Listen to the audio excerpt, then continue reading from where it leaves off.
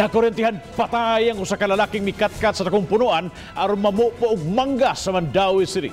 Adunay live report si Nico Serino. Nico.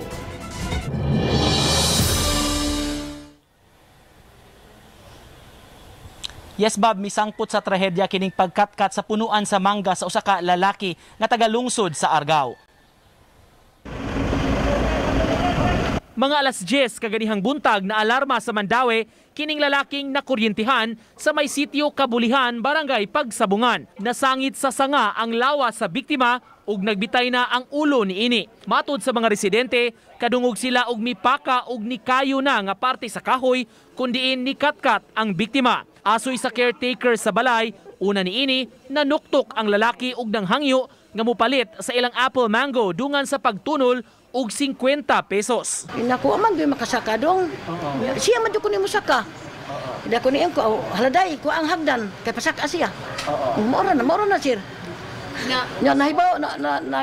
Nahibaw mi nga ning siga. Gikatahong nasabod sa primary line sa kuryente ang dughit nga dala sa biktima nga giilang si FJ Tamarillo.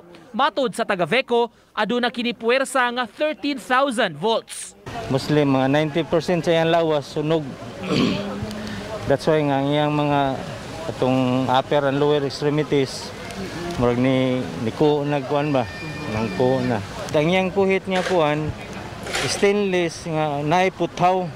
Gisumpayan niya puthaw, which is mutoy nakakuhan yun. Nasangit. Taod-taod milanat ang operasyon sa CDRRMO aron pagkuha sa iyang lawas. Migamit og ekipo aron maabot sa mga rescuers ang iyang nahimutangan. Sinigurusab ang pagputol sa matag sanga aron dili maunsa ug dili matagak ang lawas sa biktima. Mga alas 12:20 na sa udto, hingpit nga napakanaog kini. Pahimangno sa CDRRMO mag-amping sa mga nahimutangan sa linya sa kuryente. Kasagaran sa atong mga national roads, nagi na ang clearing operation sa city engineer or sa DPWH or sa coordination sa BICO. Kay kwaon gyud na nato ang katong mga branches nga nakada og kuyaw. Awhag sa CDRRMO Bob nga ipa-schedule lang daan sa ilahang opisina o baka sa barangay kini mga request sa pagpamulong o pagpaputol baka sa mga gihulagway nga delikado ng mga punuan sa kabarangayan. Bob? Nico, kining usaman mo tabag ang Veco ana kay ilawan ang linyas kuryente.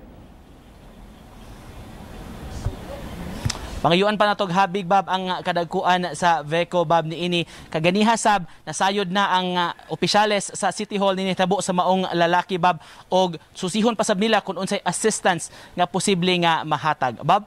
Og posibleng kawayan pa to, posible nga dili masaya makurentihan. Pero dunay iron sa tumoy siyang dughit. Murag mao ba na?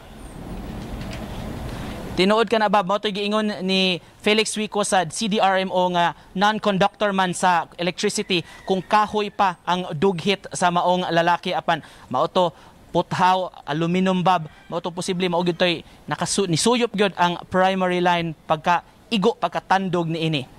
Salamat Nico Serino sa imong live report.